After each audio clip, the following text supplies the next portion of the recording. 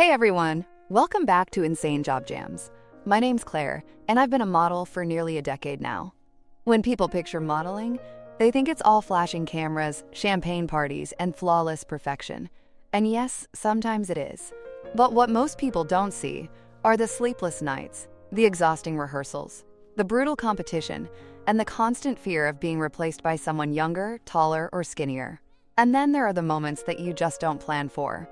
The ones that could end your career in a heartbeat. This story is about one of those moments, the day I twisted my ankle in the middle of the most important runway show of my life. But instead of it ending in disaster, it turned into the moment that defined my career, Paris Fashion Week.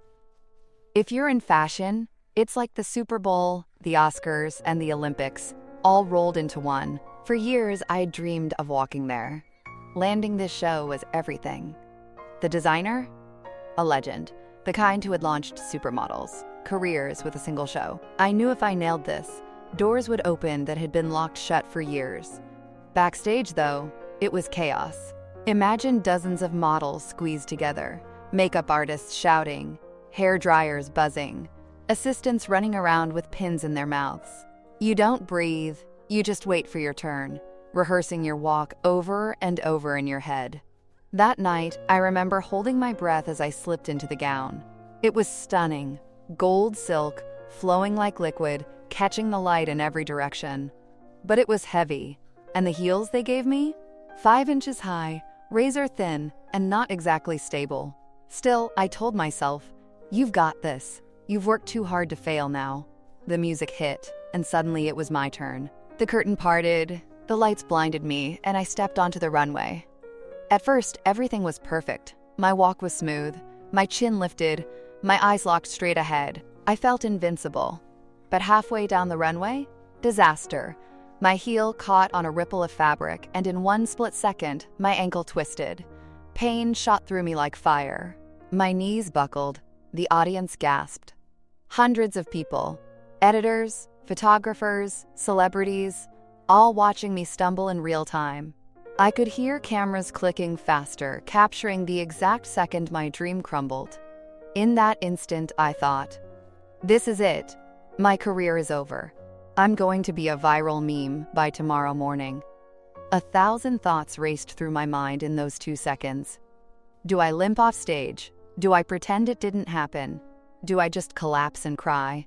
But then something inside me snapped. No, not like this. I forced myself to stand tall, even though every step sent pain shooting up my leg. And then, instead of hiding the stumble, I embraced it. I slipped off both heels, held them in my hands, and kept walking. Barefoot. The gown flowed even more beautifully without the heels. My pace slowed, but I owned every step. What could have been humiliation became defiance. And for the first time that night, the audience wasn't just watching a model. They were watching a woman fighting to turn disaster into art. For a moment, the room went dead silent. And then, applause. First polite, then louder, until it filled the entire hall. People thought it was intentional, a statement against the painful standards of fashion, a bold act of authenticity. Even the designer, who was infamous for his icy demeanor, leaned forward with a smile. Later, he told me, that was the most authentic moment of the show. You turned pain into power. Backstage, assistants swarmed me with ice packs, but I couldn't stop smiling. I had just lived through every model's worst nightmare, and somehow, I'd won. But the story didn't end there. That night, photos of me barefoot on the runway exploded online. Some headlines called me the Barefoot Rebel. Others said it was the highlight of the show. The next morning, magazines that had ignored me for years wanted interviews. Brands reached out with offers. One talk show even invited me to tell the story live. But not everyone was supportive. A few critics accused me of staging the whole thing for attention. They said, no one just takes off their heels like that. Others claimed it was disrespectful to the designer. At first, the negativity crushed me. But then I realized people were talking. For the first time, I wasn't invisible, and deep down, I knew the truth. I hadn't staged it.